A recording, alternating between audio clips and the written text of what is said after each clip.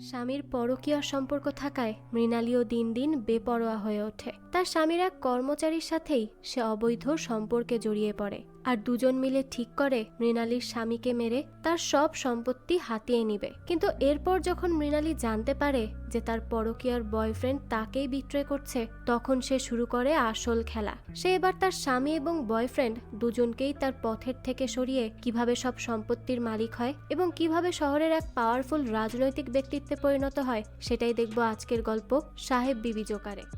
শুরুতেই আমাদের রাতের বেলা পুলিশের চেকপোস্ট দেখানো হয়, যেখানে থানার নতুন ওসি সঞ্জয় দুটো ট্রাককে দাঁড় করায়, যেগুলো চন্দন কাঠ নিয়ে যাচ্ছিল।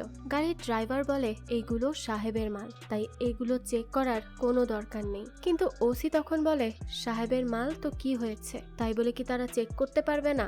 যদি অন্য কেউ এই কাজ করে তখন কি হবে? এই বলেই সে গাড়িগুলো আটকে দেয়। পরের দিন সাহেব যখন তার অ্যাসিস্ট্যান্ট সুকান্তর থেকে এই কথা জানতে পারে, তখন সে কিছুটা রাগ করলেও টাকা দিয়ে গাড়িগুলো ছাড়িয়ে আনার ব্যবস্থা করে এবং সে ওসিকে তার ক্ষমতা সম্পর্কে জানান দিয়ে দিতে বলে। কিছুক্ষণ পর তার সাথে মন্ত্রী মণ্ডল দেখা করতে আসে একটা কন্ট্রাক্টের ব্যাপারে কথা বলার জন্য, যার সাথে সে কিছুক্ষণ শুটিং প্র্যাকটিস করে। তখনই সাহেবের স্ত্রী মৃণালী সেখানে আসে। সে খুব উশৃঙ্খল ভাবে তার জীবন যাপন করে, আর তাছাড়াও মৃণালীর আচার আচরণ দেখে আমরা বুঝতে পারি সে অন্যান্য পুরুষদের সাথে মেলামেশা করতে অনেক পছন্দ করে। তো সে মণ্ডলের সাথে বেশি গল্প করতে চাইলে সাহেব তাকে ঘরে নিয়ে যায়। এদিকে আমাদের গৌরী শঙ্কর নামের বিরোধী দলীয় পার্টির একজন নেতাকে দেখানো হয়, যার সাথে অফিসার সঞ্জয় দেখা করতে আসে। তারা দুজনে মিলেই সাহেবের বিজনেসের ক্ষতি করতে চাইছিল, কারণ সাহেব গৌরীর অপোজিট পার্টিকে ফিনান্সিয়ালি সাপোর্ট দিচ্ছিল। তাই সে সঞ্জয়কে দিয়ে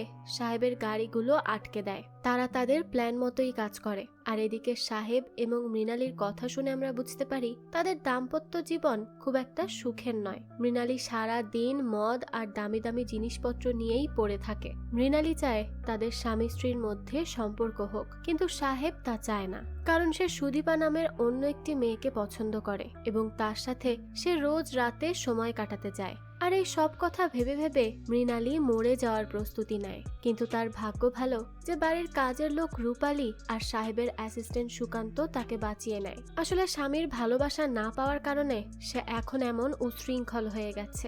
যাই হোক, তো পরের দিন সকালবেলা সাহেব যখন সুদীপার সাথে ছিল, তখনই সুকান্ত তাকে এই খবর দেয়। আর এটা শুনতে পেয়েই সাহেব তাড়াতাড়ি বেরিয়ে পড়ে। এদিকে অফিসার সঞ্জয় তো সব সময় সাহেবের উপর নজর রাখছিল। তো সাহেব বাড়ি ফিরে রূপালীকে বলে সে 3 দিনের জন্য কলকাতা যাচ্ছে, তাই সে যেন সারাক্ষণ মৃণালীর সাথেই থাকে। তখন সুকান্ত তাকে জানায় এই মাসে তাদের ফান্ডের সব টাকা শেষ হয়ে গেছে। সাহেব বলে এখনো তো মাসের অনেক দিন বাকি, এত টাকা শেষ হলো কিভাবে? তখন সুকান্ত বলে পার্টিকে টাকা দিতে হয়, তার উপর ট্রাকগুলো ছাড়াতেও টাকা লেগেছে, আর মৃণালীর দামি দামি মদ, ডায়মন্ডের নেকলেস ইত্যাদির জন্য অনেক টাকা খরচ হয়ে গেছে। তার উপর সে প্রজেক্ট হাতে পাওয়ার জন্য অনেক টাকা লাগছে। সাহেব তখন তাদের অ্যাকাউন্টিং ম্যানেজার মুনিবকে জিজ্ঞেস করে যে এত টাকা খরচ হয়ে যাচ্ছে, কিন্তু সে কোনো ব্যবস্থা নেয়নি কেন? তখন মুনিব বলে এই মাসে তাদের অ্যাকাউন্টে টাকা ঢুকতে দেরি হয়েছে। যা শুনে সাহেব বলে তাকে রাখাই হয়েছে এই সব কিছু দেখার জন্য, কিন্তু সে কিছুই করেনি। মৃণালী চেয়েছে বলেই সে তাকে টাকা দিয়েছে, চাইলেই এত এত টাকা দিয়ে দিতে হবে? আসলে এই সব কিছু হলো তার বয়স বেড়ে যাওয়ার দোষ। সে দুটো দিক একসাথে সামলাতে পারছে না, তাই সে সুকান্তকে বলে সে যেন মুনিবের জায়গায় অন্য কাউকে নিয়ে আসে, যে সব কিছু দেখাশোনা করতে পারবে। তখনই সাহেবের বাবা সৌমিত্র বাবু বলে মুনিবকে পাল্টালেই কি সবকিছু সমাধান হয়ে যাবে? আগে নিজেকে পরিবর্তন করতে হবে। 2 সপ্তাহ হয়েছে সরকার থেকে নোটিশ এসেছে, সে কি তা জানে বা পড়েছে, নাকি মেয়ে এবং কন্ট্রাক্ট নিয়েই পড়ে আছে? তখন সাহেব বলে এই বিজনেস এখন সে সামলাচ্ছে, তাই সে যেন তাকেই সামলাতে দেয়, এর মধ্যে যেন কথা বলতে না আসে। তখন তার বাবা বলে সে তার তৈরি সাম্রাজ্য নিয়ে তাকেই বলছে, তার কাঠের ব্যবসা না থাকলে আজ সাহেবের এত কিছু হতো না। তাই সে তাকে ফরেস্ট অফিসার, বিডিও অফিসার এবং উকিলের সাথে মিটিং করতে বলে। তখন সাহেব বলে সাম্রাজ্য তৈরি করার থেকে সাম্রাজ্য চালানোটা অনেক বেশি কঠিন, তাই সে যা করছে তাকে যেন তাই করতে দেয়া হয়। এই বলে সে কলকাতার উদ্দেশ্যে রওনা দেয়। কিন্তু যাওয়ার আগে সে সুকান্তকে বলে মুনিবের পরিবর্তে যেন অতি শীঘ্রই সে একজন বুদ্ধিমান, সুশিক্ষিত এবং ইয়াং একজনকে কাজে নেয়। এই বলে সে বেরিয়ে পড়ে, কিন্তু রাস্তায় সে অফিসার সঞ্জয়ের সাথে দেখা করে, যাকে সে তার হয়ে কাজ করতে বলে এবং কিছু টাকাও দেয়। কারণ গৌরী শঙ্করের হয়ে কাজ করার থেকে সাহেবের হয়ে কাজ করলে যে লাভটা তারই হবে, এই কথা সঞ্জয় ভালো করেই বুঝে গিয়েছিল। তাই সে সাহেবের সাথে হাত মিলিয়ে নেয়। এদিকে মিনিস্টার মন্ডল পার্টির অন্য একজন নেতা গোস্বামীকে কল করে আর সাহেবের প্রজেক্টের কথা বলে, যেই কন্ট্রাক্টটা সেই পেতে চায়। তখন সেই নেতা জানায় সাহেব তাদের পার্টিতে অনেক টাকা পয়সা দিয়ে থাকে, কিন্তু দুদিন পর সে সিএম হবে, তাই তাকে সিদ্ধান্ত নিতে হবে সে কি কন্ট্রাক্টটা পার্টির সিএম এর আত্মীয়কে দিবে নাকি সাহেবকে। যেই কথা শুনে মন্ডল নিজেও চিন্তায় পড়ে যায়, কারণ সে নিজেও সাহেবকে ভয় পাচ্ছে। কারণ মানুষ মারতে সে দুবার ভাবে না, আবার সিএম এর আত্মীয়কে কন্ট্রাক্ট না দিলে সে নিজেও সিএম এর টিকিট পাবে না। তাই এই নিয়ে সে অনেক বেশি চিন্তায় পড়ে যায় যে সে এখন কি করবে। এদিকে মৃণালী সুকান্তকে বলে তার ঘরে এখনো টাকা আসেনি কেন।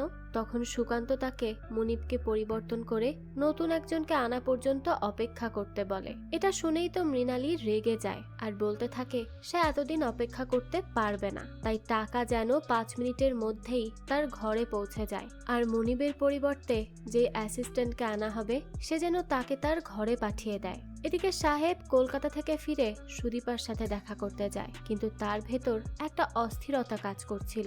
সে সুদীপাকে বলে সবাই শুধু মুখোশ পরে থাকে, সে কাউকেই বিশ্বাস করতে পারছে না। তখন সুদীপা বলে সে নিশ্চয়ই কোনো কিছু নিয়ে চিন্তায় আছে, আর তার চিন্তার কারণ যে সে নয় সেটা সে ভালো করেই জানে। সাহেব তখন বলে সে কি করে সব কথা বুঝে যায়। উত্তরে সুদীপা বলে এজন্যই তো সে তার প্রিয় মানুষ।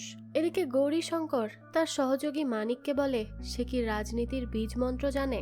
উত্তরে মানিক বলে দেশভক্তি, জনগণের সেবা ইত্যাদি। তখন গৌরী শঙ্কর হেসে দেয় আর বলতে থাকে এই সবকিছু রাজনীতির বীজ মন্ত্র নয়, কারণ রাজনীতির আসল বীজ মন্ত্র হলো সমস্যা তৈরি করা, আর সমস্যাটাকে এভাবে তৈরি করা যে ধনী গরিব সবার কাছে এটা একটা সমস্যা হয়ে দাঁড়ায়। আর এই সমস্যা তৈরি করার শিল্প সবচেয়ে গুরুত্বপূর্ণ। সে যদি বিরোধী দলে থাকে তাহলে নিজেকে এমন ভাবে উপস্থাপন করতে হবে যেন সেই এই সমস্যার সমাধান করতে পারবে, আর সে যদি সরকারের দলে থাকে তাহলে এমন ভাবে সে সমস্যাকে দেখাতে হবে যেন সেই সমস্যা কখনোই সমাধান করা যাবে না। আর এখন তাদের প্রধান কাজ সাহেবকে এমন ভাবে উপস্থাপন করা যেন রায়গঞ্জের মানুষ ভাবে সাহেবের বিজনেসই তাদের জন্য সমস্যা।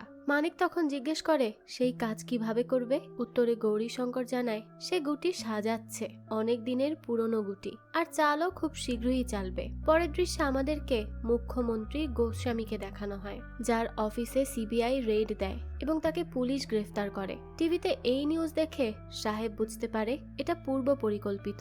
সুদীপাও এই নিউজ দেখে বলে আজ তো সাহেবের গোস্বামীর সাথে দেখা করার কথা ছিল, ভাগ্য ভালো যে সে যায়নি, আর এখন কি একটা দুর্ঘটনা ঘটে গেল। তখন সাহেব বলে রাজনীতিতে দুর্ঘটনা বলতে কিছুই নেই, সবই আসলে পূর্ব পরিকল্পিত। এরপর আমাদের গল্পের আর একজন মেইন ক্যারেক্টার অনিন্দকে দেখানো হয়, যে সুকান্তর সাথে দেখা করতে আসে চাকরির ইন্টারভিউ এর জন্য। সুকান্ত তার পড়াশোনার কথা জানতে পেরে তাকে জিজ্ঞেস করে সে কলকাতা ছেড়ে এত দূরে কেন এসেছে। উত্তরে অনিন্দ বলে তার বাড়ি এখান থেকে কাছে, আর তার বাবা অনেক অসুস্থ, তাই সে বাড়িতেই বাবার ফার্মের দেখাশোনা করছে। কিন্তু ফার্মের কাজ তার ভালো লাগে না, তাই একটা প্রফেশনাল কাজ খুঁজছিল, আর এ কারণেই সে এই চাকরির কথা শুনে ইন্টারভিউ দিতে চলে এসেছে। তো এসব শুনে সুকান্ত বলে সে যে অ্যাকাউন্টিং এর কাজ জানে সেটা সে বুঝতে পেরেছে, কিন্তু এখানে যে দুধের সাথে জল আর জলের সাথে দুধ মেশাতে হবে, যেই কথা শুনে অনিন্দ অতি চালাকির সাথে উত্তর দিলে সুকান্ত তার উপর ইমপ্রেস হয়ে যায়। সে বলে আজ তো সাহেব বাড়িতে নেই, তাই তার চাকরির কাগজপত্র রেডি করা যাবে না। অনিন্দ বলে তাহলে কি সে আগামীকাল আবার আসবে। তখন সুকান্ত তাকে মুনিবের সাথে দেখা করায়, যার বদলে সে কাজ করবে এবং মুনিবের থেকে তার দায়িত্ব বুঝে নিতে বলে। এদিকে সাহেব সুদীপার সাথে সময় কাটানোর সময় বলে একজন পুরুষের বাঁচার জন্য তার মতো নারীর প্রয়োজন। তখন সুদীপা বলে যদি তাই হয় তাহলে তার প্রথম স্ত্রী মারা যাওয়ার পর সে তাকে বিয়ে করেনি কেন। তখন সাহেব বলে যে কারণে সে মারা গেছে সে কারণটাকেই ঘরে তুলবে কি করে। অর্থাৎ তার পরকীয়ার কথা জেনেই তার প্রথম স্ত্রী আত্মহনন করেছিল।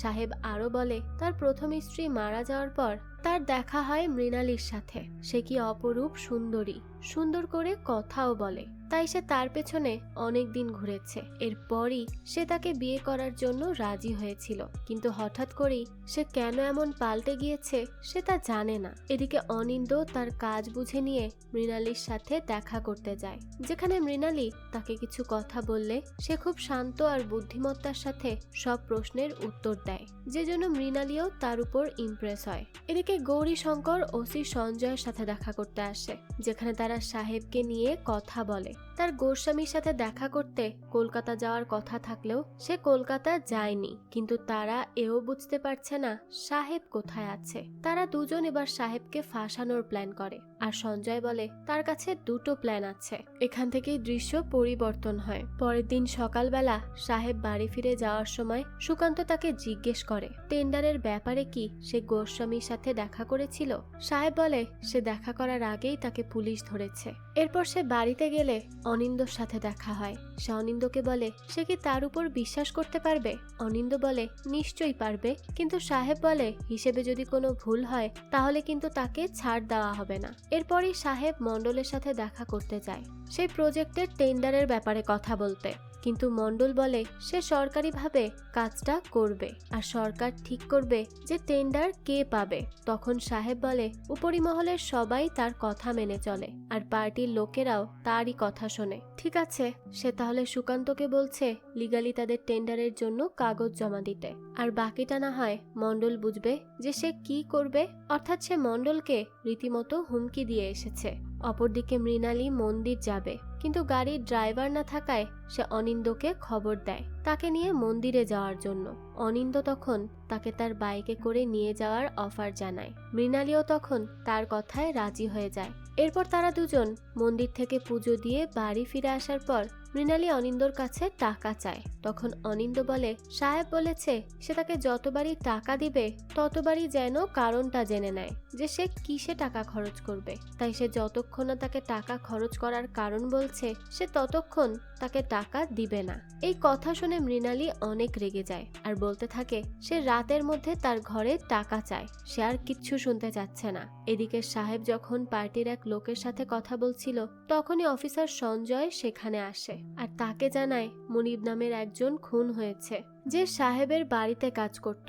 তো কল চলাকালীন সময়ে সাহেব এই কথা শুনে খুবই চমকে যায়। ওদিকে অনিন্দ মৃণালীকে টাকা দেওয়ার জন্য তার ঘরে যায়। তখনই মৃণালী তাকে বলে সে জানতে চেয়েছিল না সেই টাকা কোথায় ব্যয় করবে। সাহেব তার নামে এখানকার অনেক লোকের জমি দখল করছে, তাই সেই সব টাকা সেসব মানুষদের দিয়ে দিবে। তাছাড়াও রাতের বেলা অনিন্দর তার ঘরে আসা নিয়ে মৃণালী বলে সাহেবের কানে এই কথা গেলে কিন্তু সে তাকে মেরেই ফেলবে। তো এরপর অনিন্দ সেখান থেকে চলে যেতে লাগলে মৃণালী মদ্যপ অবস্থায় তাকে জিজ্ঞেস করে সে কি দেখতে সুন্দর নয়। উত্তরে অনিন্দ বলে সে দেখতে খুব সুন্দর। তাছাড়া সে মৃণালীর ঘর থেকে চলে যেতে চায় কারণ সাহেব বাড়ি ফেরার সময় হয়ে গেছে, কিন্তু মৃণালী বলে সাহেব এখানে আসবে না, কারণ সে তো গিয়েছে তার প্রিয় মানুষের কাছে, সে সব কিছু পেয়েছে কিন্তু সাহেবকে পায়নি। তার জীবনে ভালোবাসার খুব অভাব। এই বলেই সে অনিন্দকে চলে যেতে বলে। অনিন্দও চলে যেতে নিয়ে আবারও কিছু একটা ভেবে ফিরে আসে। সে তখন পেছন থেকে মৃণালীকে জড়িয়ে ধরলে সে চিৎকার করে ওঠে, যে যেন অনিন্দ চলে যায় এবং সেখানে তার কাজের মেয়ে রূপালী চলে আসলে মৃণালী বলে তার ঘরে চোর এসেছিল যে তাকে স্পর্শ করেছে, অর্থাৎ সে বুঝতে পারেনি অনিন্দ তাকে স্পর্শ করেছে, কিন্তু রূপালী এসে তাকে শান্ত করে। এদিকে সাহেব মুনিবের হত্যা হওয়ার জায়গায় যায়, যেখানে সে অফিসার সঞ্জয়কে বলে সে মুনিবের খুন সম্পর্কে যা জানে তা যেন তাকে তাড়াতাড়ি জানায় এবং মুনিবের পরিবারকে কিছু টাকা দিয়ে আর্থিকভাবে সাহায্য করে। পরের দিন সকালবেলা সাহেবকে তার বাবা বলে রামচন্দ্রর জমির কিছু দলিল সে মুনিবকে তার কাছে রাখতে বলেছিল। সাহেব বলেছিল হয়তো। তখন তার বাবা জিজ্ঞেস করে সেই দলিলগুলো তার কাছে কেন। সাহেব তখন বলে বিজনেসের জন্য অনেক কিছু করতে হয়। এই বলে সে তাড়াহুড়ো করে সেখান থেকে চলে যায়, কারণ তার বাবা জানে না যে সে লোকেদের জমি দখল করে নিজের সাম্রাজ্য বিস্তার করছে। এরপর সে সুকান্তকে বলে মণ্ডল তাদের টেন্ডার পাস হতে দিতে চাইবে না, তাই সে যেন ৩৫ কোটি টাকার টেন্ডার জমা দেয়। এরপর সে যেন অনিন্দর নামে একটা কোম্পানি খুলে সেখান থেকে ২৭ কোটি টাকার আরেকটা টেন্ডার জমা দেয়। আর বাজেট বেশি হওয়াতে মণ্ডল টেন্ডার তাদেরকে না দিয়ে অনিন্দর নামে খোলা কোম্পানিকে দেবে। তখনই তারা অনিন্দর নামে নিজেরাই প্রজেক্ট করবে, আর লাভ তাদেরই। তখন অনিন্দ বলে, নতুন একটা কোম্পানির পূর্বের কাজ, ব্যাকগ্রাউন্ড, ফিনান্সিয়াল সাপোর্ট না দেখে কি টেন্ডার দিয়ে দিবে তারা? যা শুনে সাহেব খানিকটা ইমপ্রেস হয়, কারণ অনিন্দ তাদের কাজে সাহায্য করছে। সে মুনিবের মতো তাদের কাজে বাধা দিচ্ছে না, তাই সে অনিন্দকে এই নিয়ে ভাবতে বারণ করে এবং তার কথা মতো কাজ করতে বলে। এরপর সে সুকান্তকে তাড়াতাড়ি করে অনিন্দর নামে টেন্ডার জমা দিতে বলে। সুকান্ত তাকে বলে, মুনিব মারা যাওয়ার আগে তার বাবার সাথে দেখা করতে এসেছিল দলিলগুলো দিতে। এর মানে কি এতদিন পর কেউ রামচন্দ্র পাঠকের বিষয়টা আবারও নাড়াতে চাইছে? সাহেব বলে, হতে পারে তার মাথায় আছে। সে সুকান্তকে দলিলগুলো তার বাবার থেকে নিয়ে তার কাছে পৌঁছাতে বলে। এরপর সুকান্ত অনিন্দকে নিয়ে তার নামে টেন্ডার জমা দিতে যায়। যেখান থেকে ফেরার সময় তারা গৌরী শঙ্করকে দেখে, যে মনিবের পরিবারকে নিয়ে সাহেবের বিরুদ্ধে আন্দোলন করছিল। তাদের মতে মনিব পাঠকের সাথে হওয়া অন্যায়ের প্রতিবাদ করাতেই তারা তাকে মেরে ফেলেছে। যা শুনে সুকান্ত বিরক্ত হয়ে ফিরে আসে। রাতের বেলা সাহেবের বাড়ির পাশে কিছু লোক আন্দোলন করতে থাকে। তখন সুকান্ত বলে, এসব কিছু তার ভালো লাগছে না। পাঠকের ব্যাপারটা বাইরে বের হলে সবকিছু শেষ হয়ে যাবে। তখন সাহেব বলে, সে খবর পেয়ে যাবে কে এর পেছনে আছে, এখন শুধু তাদের টেন্ডারটা পাওয়া দরকার। তো পরের দিন সকালবেলা মৃণালী আবার অনিন্দকে নিয়ে বের হয় এবং সে বলে, কাল রাতে সে যাকে চোর বলছিল আসলে সে অনিন্দ ছিল। তার এত সাহস যে সে তার গায়ে হাত দিয়েছে। তখন অনিন্দ বলে, তার খারাপ উদ্দেশ্য ছিল না এবং সে শুধু তার বন্ধু হতে চায়, কারণ রায়বাড়িতে তার সাথে কথা বলার মতো কেউ নেই। আর সে আশা রাখছে মৃণালী যেহেতু সাহেবকে এখনো কিছু জানায়নি, সামনেও জানাবে না। এদিকে মণ্ডলকে সিএম কল করলে মণ্ডল বলে, সাহেব টেন্ডার পেতে চায়। আর ওদিকে গৌরী শঙ্করের লোকেরা বলছে সাহেব জঙ্গলের কাঠ পাচার করছে, আর রামচন্দ্র পাঠককে নিয়েও কথা উঠেছে। তখন সিএম তাকে সাহেবের সাথে সখ্যতা বজায় রেখে সেই টেন্ডারটা সিএম এর আত্মীয় আগারওয়ালকে পাইয়ে দিতে বলে। তো রাতের বেলা সাহেব সুদীপার কাছে যাওয়ার আগে মৃণালীর ঘরে যায় তাকে সময় মতো খেয়ে ঘুমিয়ে পড়ার জন্য বলতে। তখনই মৃণালী বলে, সুদীপার মধ্যে এমন কি আছে যা তার মধ্যে নেই? সে কি তার থেকে বেশি সুন্দর? তখন সাহেব বলে, সুদীপার কাছে শান্তি আছে যা তার কাছে নেই। সে সারাদিন এটা সেটা চাইতে থাকে। একবারও কি সে ভেবে দেখেছে যে সে যখন এই বাড়িতে এসেছিল তখন কেমন ছিল আর এখন কেমন আছে? তখন মৃণালী বলে, সে তো আর আগে তার আসল রূপটা দেখেনি। সাহেব বলে, সে তাকে কখনো ভালোবাসেনি, সারাদিন শুধু চাই আর চাই, কিন্তু সে তাকে একটা সন্তানও দিতে পারেনি। তখন মৃণালী সাহেবকে বলে, তাহলে সে কেন সুদীপাকে গর্ভবতী করছে না? তাহলে দেখা যেত আসলে সমস্যা কি তার নাকি সাহেবের। যেই কথা শুনে সাহেব রেগে তাকে ধাক্কা দিয়ে ফেলে সেখান থেকে চলে যায়। এদিকে অফিসার সঞ্জয় সুদীপার বাড়িতে গিয়ে বলে, সাহেব অনেক জায়গায় জমি দখল করে বিভিন্ন অবৈধ ফ্যাক্টরি চালাচ্ছে, যাদের মধ্যে একটা সুদীপার নামে।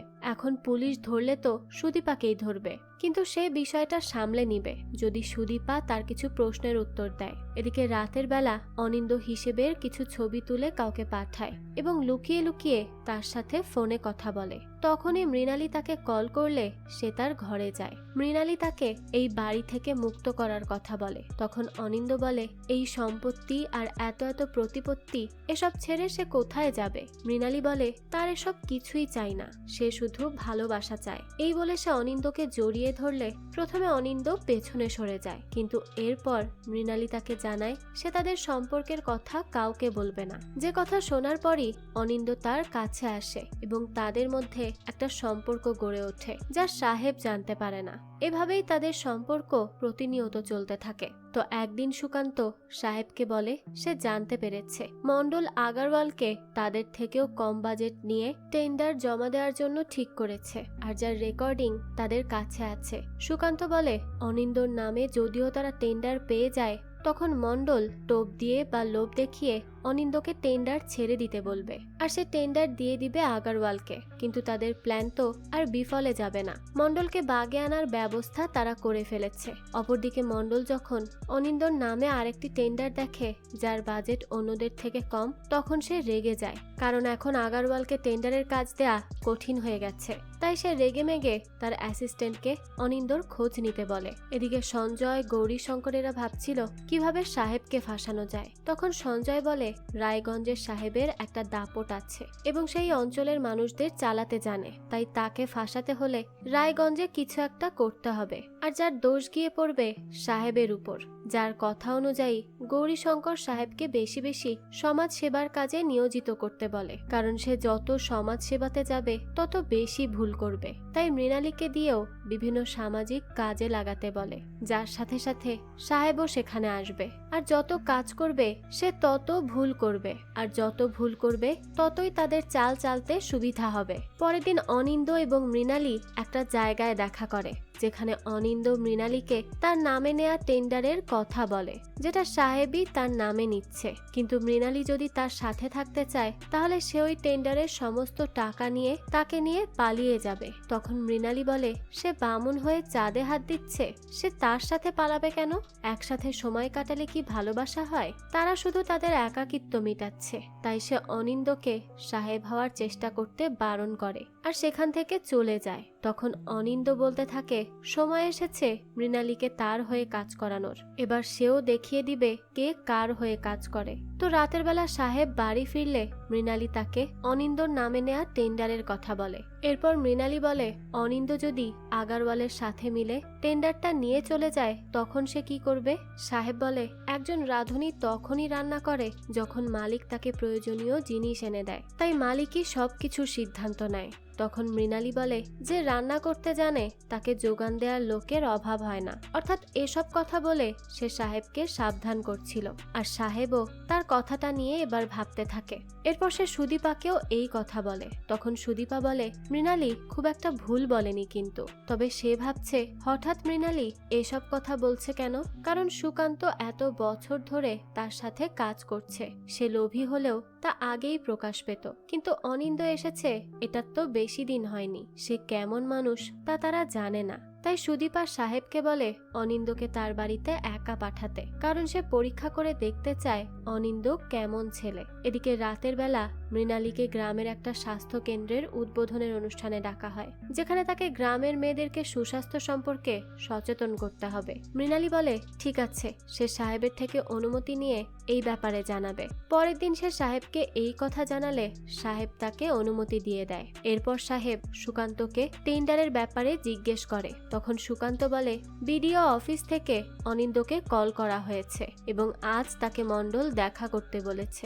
যা শুনে সাহেব বলে অনিন্দ তো তাকে এই ব্যাপারে কিছুই জানায়নি। তখন সুকান্ত বলে সে হয়তো হিসেবের কাজ করতে করতে ভুলে গিয়েছে, তাই তাকে কিছু জানায়নি। যেসব কথা শুনে সাহেবের বাবা বলে ব্যবসা বিশ্বাসী লোকদের নিয়ে করতে হয়, আর সে যাকে বিশ্বাস করছে সে বিশ্বাসের যোগ্য কিনা তা ভালো করে যাচাই করে নেওয়া উচিত, নাহলে পরে সেই বিপদে পড়তে পারে। যাই হোক, তো পরের দিন অনিন্দ মণ্ডলের সাথে দেখা করতে যায়। আর এদিকে সাহেব সুকান্তকে জিজ্ঞেস করে আগে তো তারা ঝাড়খণ্ডে কাঠ ডেলিভারি দিলে পেমেন্ট আসতে দেরি হতো, কিন্তু এখন এত তাড়াতাড়ি আসে কিভাবে? যার প্রশ্নের উত্তরে সুকান্ত বলে অনিন্দই মাল ডেলিভারি হওয়ার সঙ্গে সঙ্গে পেমেন্ট দিয়ে দেওয়ার জন্য মেইল পাঠায়, আর এজন্যই তাড়াতাড়ি পেমেন্ট আসছে। সে আরো জানায় পাঠকের কেসটি চলছে আর কেস আপাতত তাদের পক্ষেই, আর আগারওয়ালি হয়তো উকিলকে টাকা দিয়ে কেস চালু রাখতে বলেছিল যাতে করে তারা চাপে থাকে। তখন সাহেব বলে সে বুঝতে পারছে না আগারওয়ালের কাছে দলিলের কপি কিভাবে গেছে। সুকান্ত বলে হয়তো তার লোকেরাই তা জোগাড় করেছে, কিন্তু সাহেব বলে তাদের কেউই এই কাজের সাথে জড়িত না, তাদের আপন কেউই এই কাজের সাথে জড়িত। সুকান্ত আরো বলে সে কি অনিন্দকে একবার কল করে টেন্ডারের ব্যাপারে জিজ্ঞেস করবে, তবে সাহেব তাকে অপেক্ষা করতে বলে। তখন সুকান্ত বলে সে একটু ধৈর্যহারা হয়ে পড়ছে। যা শুনে সাহেব বলে সে তো সবসময় শান্ত থাকে, তাহলে আজ কেন সে অস্থির হয়ে উঠছে? সুকান্ত বলে এই টেন্ডারটি তাদের জন্য অনেক জরুরি, সেই জন্য। তখন সাহেব বলে যে কাজের পেছনে সে আছে সেই কাজ কখনো হাতছাড়া হবে না। এদিকে মণ্ডল আর তার অ্যাসিস্ট্যান্ট ভাবছিল তারা কি করে অনিন্দর হাত থেকে টেন্ডারটি নিয়ে আগারওয়ালকে দিবে। তখনই তার অ্যাসিস্ট্যান্ট বলে তারা যদি অনিন্দকে টেন্ডার দেওয়ার পর বিভিন্ন সমস্যা সৃষ্টি করে কাজে বিড়ম্বনা ঘটাতে পারে বা অনিন্দর উপর চাপ সৃষ্টি করতে পারে তাহলে হয়তো সে টেন্ডারটা হাতছাড়া করে দিবে। তখনই সেখানে অনিন্দ আসে আর সে খুব চালাকির সাথে মণ্ডলের সাথে কথা বলে। মণ্ডলের সাথে কথা বলে সে জানতে পারে সে আগারওয়াল এবং সিএম এর হয়েও কাজ করে, আবার সাহেব তাদের পার্টিতে টাকা দেয়, তাই তার প্রভাবও বেশি। এখন সে তো আর দুই নৌকায় পা দিয়ে চলতে পারবে না, তাই সে অনিন্দকে এই টেন্ডার ছেড়ে দিতে বলে। অনিন্দ বলে সেই টেন্ডার নিয়েছে এবং সে কাজও ভালো করে করবে। আর লোভী মণ্ডল টেন্ডারের থেকে বরাদ্দকৃত টাকা থেকে তাদের খরচা পানির যোগান মিটানোর কথা বললে অনিন্দ বলে সবকিছুই হবে। অন্যদিকে সাহেব তার বিজনেসের 90% মৃণালীর নামে লিখে দেয়, কারণ যদি তার কাছের কেউ তার সাথে বেইমানি করে তাই সে সব বিজনেসের মালিক মৃণালীকে করে দেয়। কিন্তু সুকান্তকে এই ব্যাপারে আগে কিছু না জানালে সে কিছুটা অবাক হয়ে যায়। সে সাহেবকে জিজ্ঞেস করে সে কি কোনো কারণে তাকে অবিশ্বাস করছে, কারণ এভাবে একটা সিদ্ধান্ত নিয়েছে সে, কিন্তু তাকে কিচ্ছু জানায়নি, আগে তো কখনো এমন হয়নি। তখন সাহেব বলে এটা তো একটা নিরাপদ চাল বা ব্যাকআপ, বিজনেস করতে হলে ব্যাকআপ রাখতে হয়, আর এটাই হলো তার ব্যাকআপ, আর এটা তো সুকান্তই তাকে শিখিয়েছে। এই বলে সে চলে গেলে আমরা দেখি সুকান্তর কাছে একটা মেসেজ আসে যেখানে লেখা ছিল মণ্ডলের সাথে দেখা করে সে অনেকগুলো ফাঁদে আটকে গেছে, তাই সে এবার সুকান্তর সাথে আলাদাভাবে দেখা করতে চায়। এদিকে গৌরীশঙ্কর সাহেবকে ফাঁসানোর জন্য চাল চেলেই যাচ্ছে। অন্যদিকে অনিন্দ মণ্ডলের বলা কথাগুলোই ভাবতে থাকে, যেখানে মণ্ডল তাকে সাহেবের পাল্লায় না পড়ে টেন্ডারের থেকে নিজের প্রয়োজন মতো টাকা নিয়ে টেন্ডারটি আগারওয়ালকে দিয়ে দিতে বলে, কারণ টেন্ডারে কোনো কিছু হলে সে ফেসে যাবে, অন্য কারো কিছুই হবে না। তো তখনই সুকান্ত সেখানে আসে। সে সুকান্তর সাথে কথা বলতে চায়, কিন্তু সুকান্ত তাকে সাহেবের ঘরে নিয়ে যায়, যেখানে অনিন্দ তাকে মণ্ডলের সাথে বলা সব কথাগুলো খুলে বলে। তখন সে আরো বলে যে মণ্ডল তাকে ভয় দেখাচ্ছিল যে টেন্ডারের কোনো গোলমাল হলে সে নিজেই তো ফেসে যাবে, তখন সে কি করবে। এই কথা শুনে সাহেব তাকে নিশ্চিন্তে থাকতে বলে, কারণ তার নামে খোলা কোম্পানির 90% এর মালিক মৃণালী, তাই সবকিছু মৃণালীকেই সামলাতে হবে। আর মৃণালী কোনো সমস্যাতে পড়া মানেই তো সাহেবও সেই সমস্যার সাথে জড়িত। যাই হোক, রাতের বেলা অনিন্দ মণ্ডলকে বলে সে একা এই টেন্ডারের পেপারে সই করলে হবে না, এখন থেকে মৃণালীর সইও লাগবে, কারণ এই কোম্পানির 90% তার। যেই কথা শুনে মণ্ডল বলে এটা তো সমস্যার ব্যাপার, এখন তারা কি করবে। তখন সে মৃণালীকে তাদের দলে নিয়ে আসতে বলে, কিন্তু অনিন্দ বলে সে কখনো সাহেবের বিরুদ্ধে যাবে না। মণ্ডল তখন কোনো রকমে তাকে রাজি করানোর চেষ্টা করতে বলে, আর সে না পারলে মণ্ডলের সাথে দেখা করাতে বলে, যার কথা মতো অনিন্দ মৃণালীর সাথে দেখা করতে যায়। সেখানে সে তাকে নিয়ে এখান থেকে চলে যাওয়ার কথা বললেও মৃণালী রাজি হয় না, কারণ সে তাকে ভালোবাসে না, সে শুধু তার সাথে সময় কাটিয়ে তার একাকিত্ব কমিয়েছে, এছাড়া আর কিছুই না। আর তাছাড়াও সে অনিন্দকে সাহেব হওয়ার চেষ্টা করতে বারণ করে। অনিন্দ তাকে সসম্মানে এখান থেকে নিয়ে যাওয়ার কথা বলে, কিন্তু মৃণালী এতেও রাজি হয় না। তবে এরপর ঘরে গিয়ে সে অনিন্দর বলা কথাগুলোই ভাবতে থাকে। পরের দিন মৃণালী মন্দিরে যেতে লাগলে সাহেব তাকে ফ্রি মেডিকেল ক্যাম্পেও যেতে বলে, আর তার সাথে অনিন্দকেও পাঠিয়ে দেয়। পুরো রাস্তায় মৃণালী অনিন্দর সাথে কথা বলে না।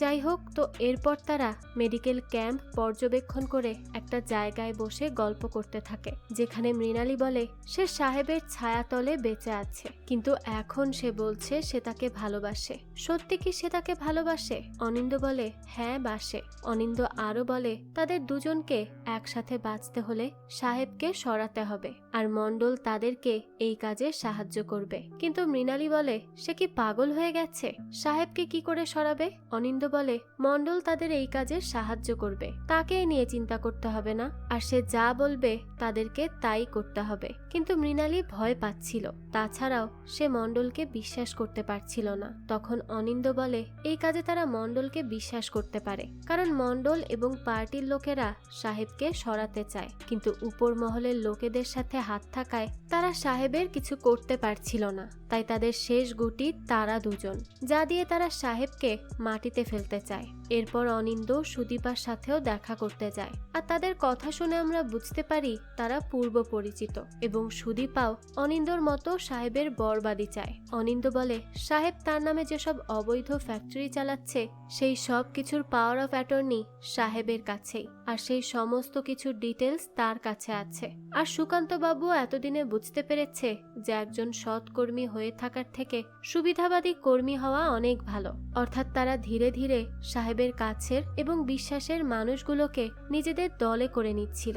অনিন্দ আরো বলে মৃণালী তাদের দলে এসে পড়েছে, কিন্তু সে হয়তো তাকে ভালোবেসে ফেলেছে। তবে তারা দুজন কে এবং সাহেবের সাথে তাদের কিসের শত্রুতা তা তো আমরা কিছুক্ষণ পরই জানতে পারবো। পরের দিন সাহেব সুকান্তকে একটা পার্সেল দেয় এক জায়গায় পৌঁছে দেওয়ার জন্য। তখন সে সেটা অনিন্দকে দিয়ে পাঠিয়ে দেওয়ার কথা বলে। সুকান্ত আরো বলে মন্ডল একটা পার্টির আয়োজন করেছে যেখানে সে সাহেবকেও ইনভাইট করেছে। এই কথা শুনে সাহেব ভাবতে থাকে মন্ডল তাকে পার্টিতে ইনভাইট করেছে, এই ব্যাপারটা খুবই ইন্টারেস্টিং।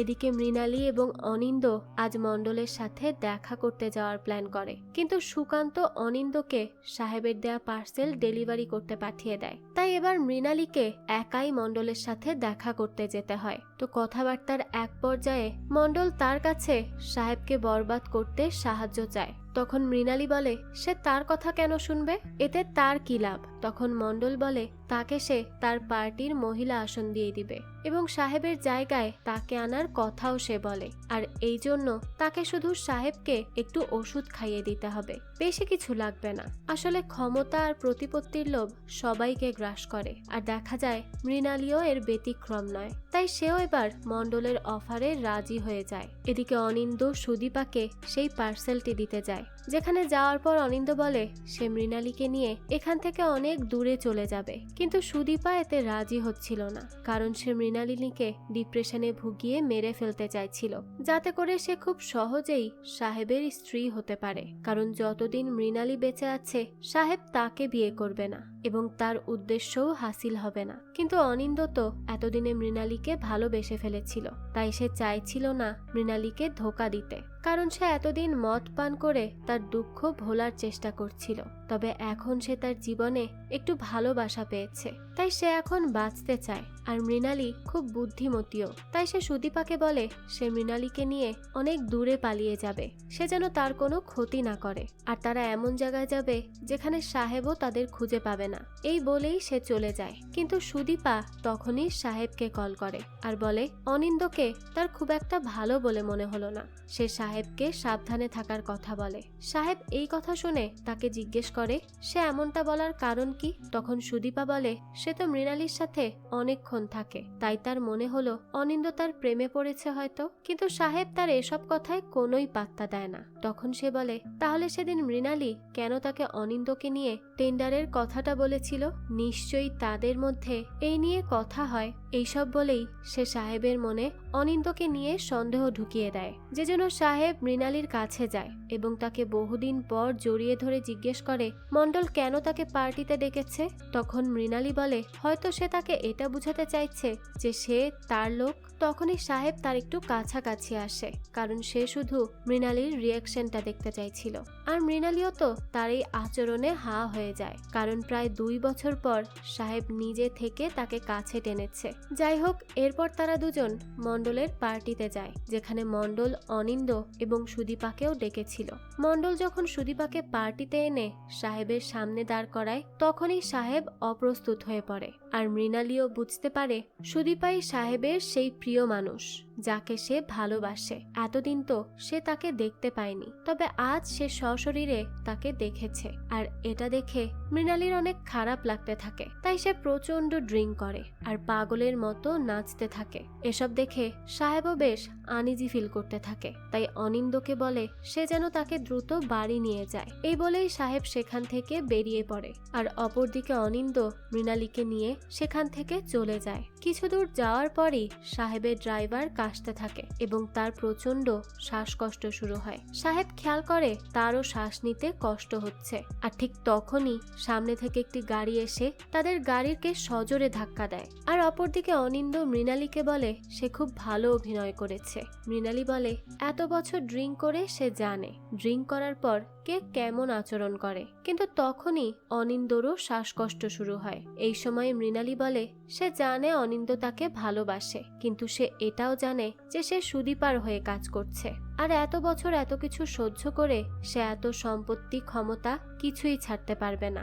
এই সব কিছুর মালিক এখন সে হবে। তখনই আমাদেরকে একটি ফ্ল্যাশব্যাক দেখানো হয়, যেখানে সে মণ্ডলের সাথে দেখা করতে গিয়ে বলে সে মহিলা আসনের সভাপতি তো হবে, কিন্তু সে কোম্পানির মালিকানার সবটা চায়। এই বলেই সে মণ্ডলের প্ল্যানকে একটু চেঞ্জ করে দেয়। মণ্ডল তো শুধু সাহেবকে মারার প্ল্যান করে, কিন্তু মৃণালী এর সাথে অনিন্দকেও শেষ করে দেওয়ার প্ল্যান করে। তো সেই সময় অনিন্দ অজ্ঞান হয়ে গেলে মৃণালী একটা নির্দিষ্ট জায়গায় গিয়ে গাড়ি থামায়, যেখানে গৌরীশঙ্কর তার জন্য অপেক্ষা করছিল, কারণ সাহেবকে রাস্তা থেকে সরানো তারও প্ল্যান।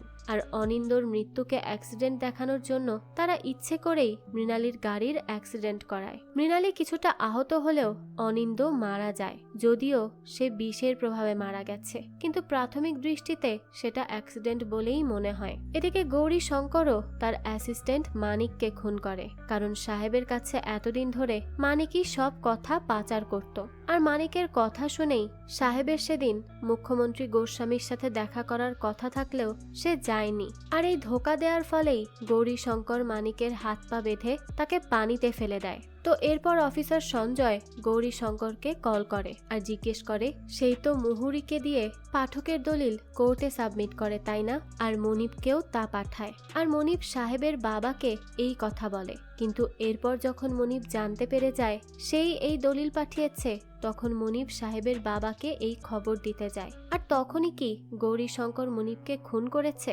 যেই কথা শুনে গৌরীশঙ্কর সঞ্জয়কে এসব চিন্তা করতে বারণ করে, আর সেটা তার জন্যই ভালো হবে। তখন সঞ্জয়ও তাকে আর কিছুই বলতে পারে না। যাই হোক, এরপরই দৃশ্য চলে যায় পরের দিন, সেখানে সাহেবের শ্রাদ্ধ হচ্ছিল। তো এই দিনই মৃণালী ঘোষণা করে সে সাহেবের ব্যবসাপাতি সবকিছুর দায়িত্ব সুকান্তকে দিবে, সে এসবের দেখাশোনা করবে, আর মৃণালী জনগণের সেবা করবে। তো তার এই কথাতে স্বাভাবিকভাবেই সে মানুষের সিম্প্যাথি পাচ্ছিল।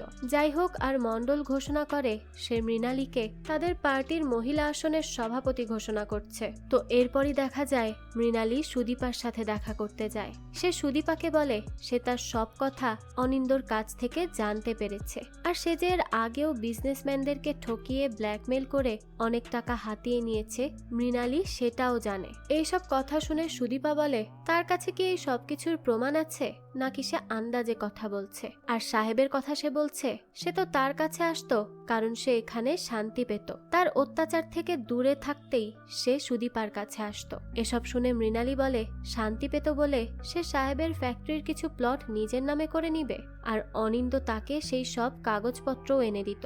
এটা সে জানে, কিন্তু সে ঠিক মানুষকে বিশ্বাস করতে পারেনি। এই বলে সে অফিসার সঞ্জয়কে ডেকে সেখানে নিয়ে আসে, আর সঞ্জয়ও সাথে সাথে সুদীপাকে গ্রেফতার করে নিয়ে যায় সাহেবের সম্পত্তি আত্মসাৎ করার জন্য। তো কিছুদিন পর গৌরীশঙ্কর মৃণালীর সাথে দেখা করতে আসে আর বলে এতদিন ধরে সে তার পেছনে অনেক টাকা ঢেলেছে, কিন্তু সে তো তার কাজই করেনি, সে সাহেবকে পাঠকের খুনি এটা প্রমাণ করায়নি।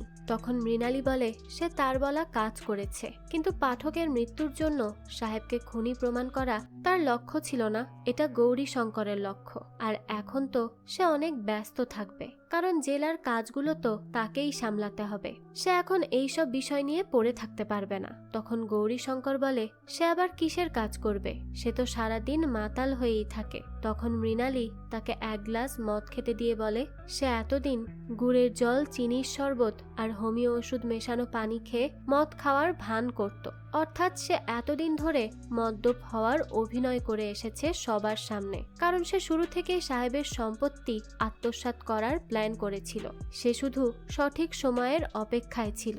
এরপর সে মণ্ডলের কাছে গেলে মণ্ডল তাকে রাজনীতিতে স্বাগতম জানায় এবং প্রয়োজন মাফিক টাকা রেখে টেন্ডারটি আগারওয়ালকে দিয়ে দিতে বলে, কিন্তু মৃণালী এতে রাজি হয় না, কারণ সে তার প্রথম কাজ এভাবে হাতছাড়া করবে না, আর এই জন্য সে আগারওয়ালের সাথে সেটেলমেন্টও করে নিবে। এই বলেই সে সাধারণ মানুষের কাছে গিয়ে ভাষণ দিতে থাকে, আর জনগণও এখন তাকে পছন্দ করতে শুরু করেছে। অনিন্দ আসলে একদিন ঠিকই বলেছিল যে মৃণালী অনেক বুদ্ধিমতী একজন মহিলা। সে আসলেই তার বুদ্ধি দিয়ে এমন এমন চাল চেলেছে যে সবাইকে পেছনে ফেলে সে এখন সব ক্ষমতার অধিকারী। আসলে রাজনীতি এমন একটা জিনিস যেখানে নিজের জায়গা গড়ে তুলতে হলে নিজের বুদ্ধিমত্তাকে কাজে লাগিয়ে সামনে এগিয়ে যেতে হয়। আর এই জায়গায় আসলে ভালো মানুষও হয়তো অন্যায় করতে বাধ্য হয়। মৃণালীও যেমন সাধারণ ঘরের বউ থেকে আজ নিজের স্বামীর জায়গাটাই ছিনিয়ে নিয়েছে। যাই হোক, তো এরই মাধ্যমে মৃণালী এই রাজনীতির খেলায় জয়ী হয়ে যায়, আর তার এই জয়ের মাধ্যমেই এই গল্পটাও এখানেই শেষ হয়। তো রাজনীতির অন্ধকার জগতের এই গল্প আপনাদের কাছে কেমন লেগেছে সেটা অবশ্যই আমাদেরকে কমেন্ট করে জানাবেন। যদি এতটুকু ভালো লেগে থাকে তাহলে একটি লাইক দিয়ে যাবেন। আর হ্যাঁ, আমাদের এই চ্যানেলে কিন্তু প্রতিনিয়তই নতুন নতুন ভিডিও আপলোড করা হয়। সেই সব ভিডিওর আপডেট পেতে আমাদের চ্যানেলটিকে সাবস্ক্রাইব করে বেল আইকনে অল দিয়ে রাখতে কিন্তু ভুলবেন না। আর এই সম্পূর্ণ সিরিজটি আমাদের টেলিগ্রাম চ্যানেলে আপলোড দেওয়া আছে। সিরিজটি দেখতে চাইলে কমেন্ট বক্সে দেওয়া লিঙ্ক থেকে জয়েন করে নিন আমাদের টেলিগ্রাম চ্যানেলে। আজকে তাহলে এই পর্যন্তই, আবারও হাজির হব নতুন কোনো ভিডিও নিয়ে। সেই পর্যন্ত সবাই ভালো থাকবেন আর আমাদের চ্যানেলের সাথেই থাকবেন। ধন্যবাদ।